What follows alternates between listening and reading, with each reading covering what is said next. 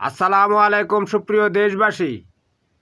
জঙ্গি গণহত্যাকারী শেখ হাসিনা বহুদিন পরে একটা সত্য কথা বলেছে। কালবেলা নিউজে যেটা প্রথম 15 সেকেন্ডে আপনারা শুনতে পারবেন যদি মনোযোগ দিয়ে শুনেন। সে কি বলেছে আমি বলছি। বাংলাদেশ এখন সন্ত্রাসের দেশ, চাঁদাবাজির দেশ, হত্যাকাণ্ডের দেশ, অবৈধ ক্ষমতা দখলকারীর হাতে বাংলাদেশ আজকে সেই সুনাম নস্যাৎ হয়ে গেছে, বুঝছেন? অর্থাৎ এখানে সুনামটা সে ভুল বলেছে, এখানে বলার কথা ছিল দুর্নাম।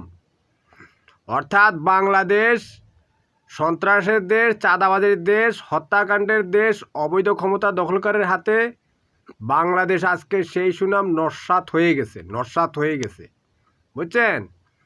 বহুদিন সে ভারতে আছে, একটা টাকাও রেমিটেন্স পাঠায় নাই, অথচ আমাদের দেশের